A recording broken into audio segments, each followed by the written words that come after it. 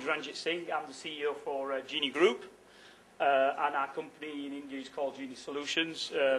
We're a conglomerate of companies around the world, and we've been putting in... I want to just go through, it's an interesting start in terms of policies and usage of ICT and leveraging learning. I'm going to go through our experience of ICT and what it is. But just before I do that, I just want to give you a quick background before I became CEO of Genie Group. My background's teaching. I taught for, previous to that, 10 years. I went through a process of where I was an IT manager. I ended up as a head of ICT, ended up really changing schools in the UK at district level and state level. We call them local authorities, and taking schools from a position where there was minimal IT to where they had ICT. Why did my job role change? Why did somebody suddenly become... I was IT manager, and next day I woke up, I was ICT. What was the difference? And it's interesting, because I was listening to all the theory, I thought, well, nobody's actually tackled what is the actual difference between IT and ICT. IT is information technology. We don't forget that. We still teach kids IT skills. We use IC tools to teach them with. That's the word C. That's the communication. So we, and I think over the last 3 days, listening to a lot of presentations, I think a lot of people have got a little bit confused between IT and ICT. And that's from what I can see. So the key factor is, I'll just go through very quickly who we are, I'll rush through because I don't want to spend any time on this. We're a marketing leading international ICT solutions manufacturer. We're a solutions manufacturer. It's all about information communication technology. And it's about producing, of course, world-class ICT products. But what we didn't forget at the heart of it is that teachers are the communicators. If you are a good teacher, you are a good communicator. That's fact. If you're a bad teacher, you are not a good communicator. You can't get the complex concept across to the children.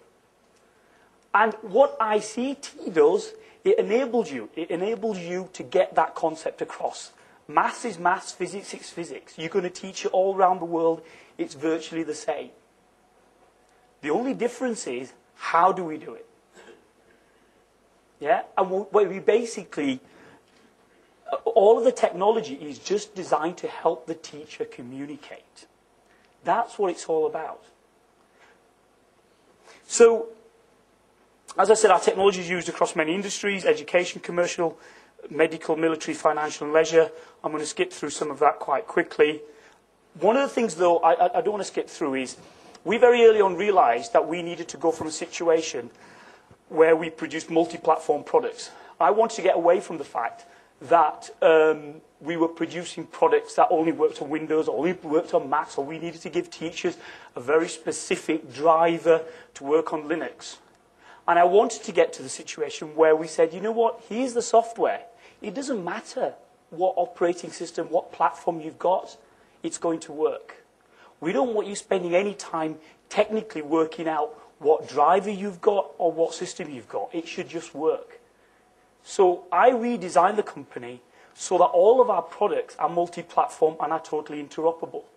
And one of the things India's got to be very careful about, because there's been lots of mistakes made by the West, that you don't start to go down an avenue which later on impacts your scalability and your ability to be able to incorporate new technologies as they come along. And that's something, that's a real danger that could happen. So, for me, ICT is about interoperability. It's about being able to integrate the technology together and make something work with something else. So, this is the question. Here you can see a classroom, a traditional Indian classroom. I think it is. So I've been to a few. Do you believe that you need to change your pedagogy if you're using ICT? I just want to get an understanding in this room here. How many people, and stick your hand up, don't be nervous, how many people here believe they need to change their pedagogy because we're using ICT? No one's going to volunteer? How many people think they do? I'm not telling you yes or no. I'm not going to give you the answer to that. I just want to know how many of you actually think that's the case. Some people had some hands up. So we had a few people, right? Some of you do. How many people believe that you don't need to change your pedagogy because you're using ICT? Somebody at the back must have been to my booth. And everybody else is undecided. Is that right? Because everybody else didn't put their hand up. I don't believe that you need to change your pedagogy because you're incorporating ICT. A teacher is a good teacher. And the way we teach, for the last 100 years, whether it's in India, whether it's in the UK, whether it's in the US, across Europe, is fundamentally the same. We spend the first 10, 15 minutes explaining a concept to the kids on a chalkboard. We then basically give them an activity to work on. The teacher goes around, analyzes, have the kids understood the concept, and then they tell them to put their pens and pencils down and say, oh, I realise that most of you there didn't understand that. Let's go through it again on the board. So a good teacher is constantly stop, start, stop, start. Everybody recognises that, right? And also everybody recognises that if you say to somebody, read chapter 36 and answer the questions at the end, is a bad teacher because they're just sitting there doing nothing. So we all recognise what is a good teacher and what is a bad teacher. So if we're then beginning to incorporate ICT, and this is I haven't got 20 minutes, I've only got 10 minutes, so I've probably only got 5 minutes now, yeah. So I'm going to rush through. Fundamentally, okay, you do exactly the same with technology. Here's a teacher just using an interactive whiteboard. I haven't got any speakers on, so I do apologise. I didn't know whether I was going to... It doesn't matter, it doesn't matter. But all that teacher's doing is doing what the earlier teacher was doing. She's using an interactive whiteboard to do it, instead of using a chalkboard. She's still presenting the concept. She's still using ICT, because it's a communication tool, to present the concept to the students. She's just using an interactive whiteboard to do it. Let's just see if I can get across to the next slide. Okay, so as I said, next 15 minutes you walk around the class, evaluating the work, observing the individuals who carry out the task, and all as normal. What you're able to do is, when you're using ICT, it's still a communication tool. Here's a teacher who's using a visualizer, not an interactive whiteboard, but she's just, again, using it as a communication tool. She's actually doing something quite powerful. She's splitting the screen, she's putting an object on, she's talking about it, she's got a leaf on there at the moment, and she's looking at the chlorophyll or whatever it is, and on the other side, she's got a piece of text. When I looked at India and how people are using interactive whiteboards, it's quite interesting, because most of the people were using interactive whiteboards just to annotate or highlight text or images. You can do that with a visualizer. So what are you doing with the interactive whiteboard? Because I can put a piece of paper on a visualizer and do exactly the same thing. The whole point is interaction. I went around a lot of the show over the last 2 days. Most of the stuff is just videos that you watch. There's no interaction going on there. That's, and the belief that you can put a teacher to one side and watch a video, I think is abhorrent. I don't agree with it at all. The teacher's got to interact, still continue to do what they've always been doing. And what you're doing is you're scaring the teachers. You're introducing fear because you're telling them to teach in a different way. And that's totally wrong. You need to say to them, look, we don't want you to change the way you teach. We want you to continue teaching the way you've always taught. Just use the ICT equipment to help you communicate the concept, whatever that concept is. Yeah? And continue to review it. So, you have assessment tools, things like response systems, learner response systems. They're designed for assessment. So if you look at a teacher in India or a teacher in the UK, fundamentally they do the same thing. Before you go into a classroom, you have lesson preparation. So you prepare what you're about to teach. You walk into the classroom, you then teach. Okay, you then take everything away to mark, to do the assessment. And you come back and you give the students a grade, right? Fundamentally, that concept or that principle is the same all around the world. All that ICT does, it gets rid of the preparation.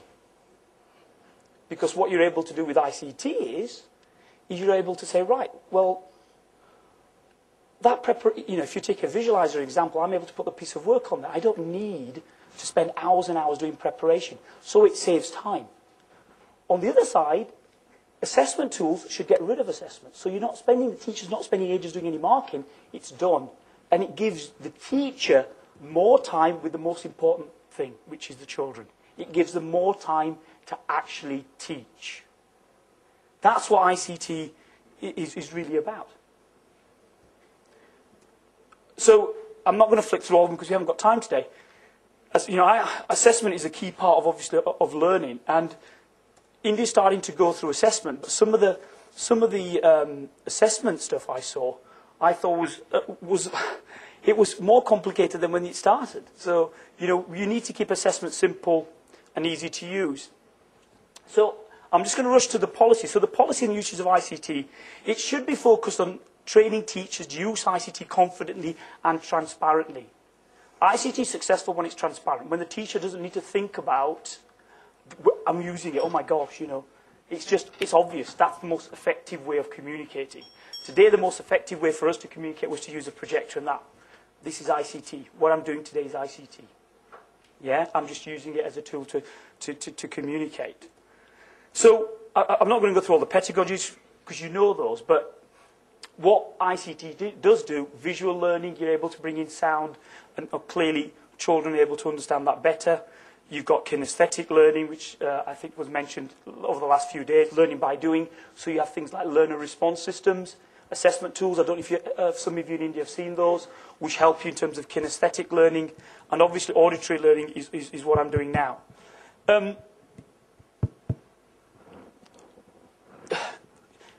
All the data shows that teaching strategy is based on programmed learning sequence. That's what it's based on. It's designed, you know, it's all about visually and tactile orientated students, increasing attainment for students in an experimental. That's what I believe in, and that's what we do as a company. So, I'm sorry, yeah, I'm just going to finish now. So literally 2 sentences, right? I wanted to finish with that diagram because that's the most important diagram from my perspective. Interoperability. If you're introducing technology into India, make sure it's interoperable. Make sure that this interactive whiteboard works with this learner response system, works with this visualizer, works with this computer, works with this, whatever it is, and it integrates together. And don't put yourselves in a pigeonhole which you go down a particular piece of software and later on you realize, my God, we made a mistake. Because I've seen that already. Okay, thank you very much for your time. I appreciate it.